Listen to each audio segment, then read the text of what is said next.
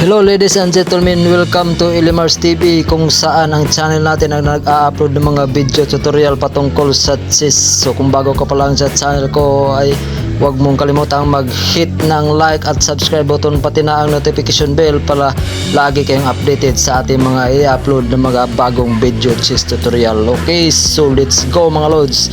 Sa video na to ituturo ko sa inyo kung paano ba ang opening na may kasamang tricks. Let's go!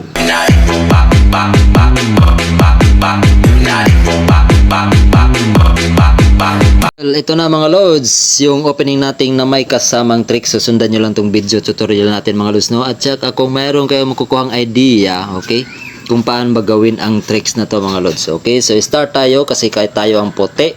Okay, so E4 tayo mga lods, yung opponent natin E5. So dito na mga lods, sa mga move na yan, igagambit natin yan, gagamitin natin itong Danish Gambit tricks. Okay, so magmo-move tayo ngayon dito mga lods ng D4. So ayan mga lods, yung balak natin dito mga lods is ipapakain talaga natin yung D4 po na yan. Okay, so ang gagawin ng kalaban kasi sa tingin niya maka-take advantage na sa dyan.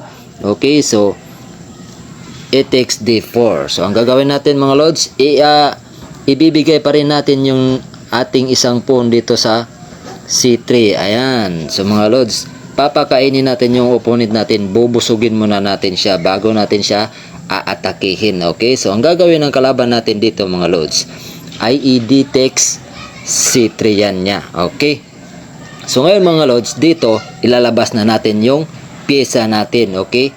Mag bishop C4 lang tayo mga lods. Ayan. So ilalagay natin yung light bishop natin dyan para direktang atake yan sa F7 pawn. Okay mga lods? So ngayon yung plano natin. Okay?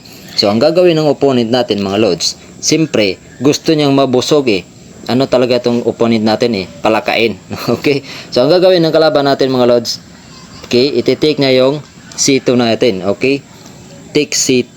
Okay? So ang gagawin natin, kakainin natin yan gamit yung dark square bishop natin. Okay? Bishop takes C2. Okay? So ang gagawin ng kalaban natin mga lods, kasi sa tingin niya siguro is naka-expose na yung king natin. Okay? Halimbawa dito, nag-bishop siya. Check yan. Okay? So yan yung ititira ng opponent natin mga lods. Okay? Back. Okay? Yan yung bishop B4.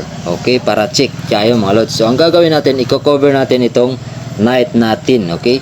Knight C3 tayo mga lods. I-cover natin yan. So ang gagawin ng kalaban, magmo-move na siya ngayon ng knight sa F6 niya. Ayan mga lods, knight F6 para iti-take advantage niya na makain niya itong pawn natin na nasa A4. Okay? Kasi hindi naman pwedeng kakain itong knight natin dyan. Hindi yan makadepensa kasi nakapin yan sa king natin. So ang gagawin natin dito mga lods, ibibigay natin yung pawn na yan sa E4. So mag knight E2 lang tayo dito mga lods. Okay?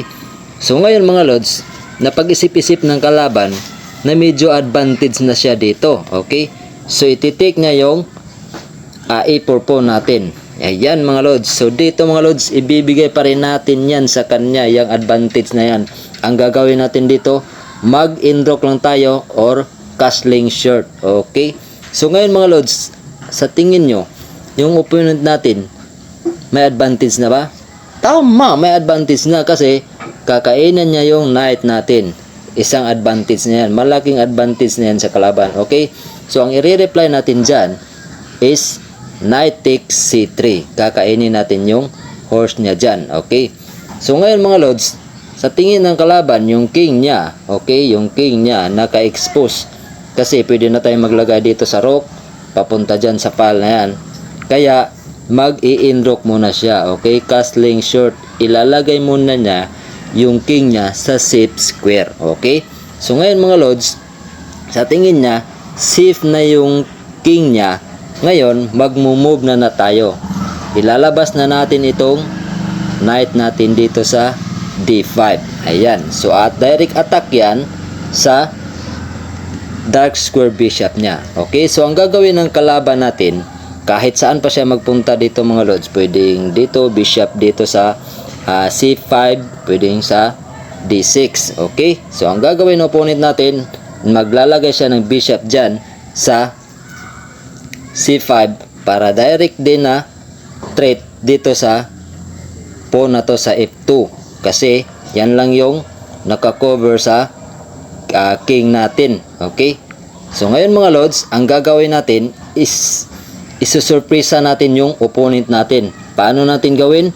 Yung knight natin ilalagay natin dito sa F6.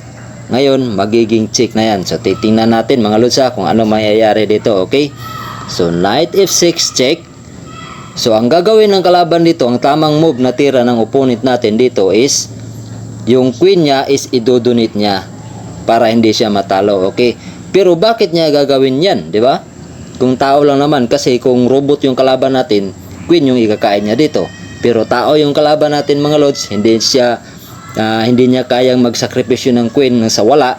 Okay, so ngayon ang kakain ng kalaban dito is itong G7 pawn niya. So yung G7 pawn, kakainin niya yung knight natin mga lords. Okay, so sa tingin niya safe na siya. So ngayon mga lords, kita nyo ba tong line na to? Pwede na tayo makapag-check dyan. Okay, so queen G4 check. So ang gagawin ng kalaban is king H8. So magko-cover yung king niya sa safe na H8 square na yan. Okay, so ngayon mga lords, ang gagawin natin, i-double attack natin tong, okay, ayan, yung F6 square niya, i-double attack natin. Okay, as if yan yung target natin mga lords. Okay, kasi kung nakikita nyo, mayroon tayong dark bishop dyan na naka-atake, tapos may queen pa, diba? Okay, so ang gagawin ng kalaban, kasi nag-iisang defender lang niya dyan is yung queen. Okay, so gagawin ng kalaban, magde-defend siya gamit yung dark bishop niya. Double defend sa F6 pawn. Ngayon mga lords, hindi yan yung target natin. Hindi yan yung target natin mga lords. Alin ba yung target natin? Ito yung target natin. Okay, H7 pawn. Okay, so paano natin gagawin yan? Titira tayo dito ngayon ng bishop D3. Okay, so wala nang matatakbuhan yung king niya. Ang gagawin na lang ng kalaban mo is move pawn H5. Wala na yan mga lords, talo na yan kasi kakainin lang natin yung H5 na yan with check.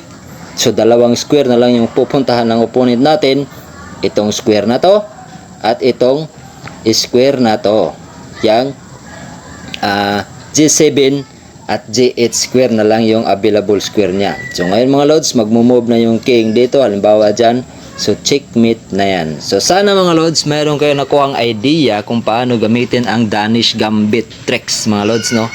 So ganun ang mangyayari mga lords pag yung opponent natin is palakain. So bubusugin muna natin siya bago natin siya tatalonin. Okay mga lords, so sana mayroon kayo natutunan sa video tutorial natin, no? Huwag niyong kalimutang i-like yung video natin mga lords, i-subscribe at i-hit yung notification bell para update kayo sa ating mga i-upload na mga bagong video. Okay,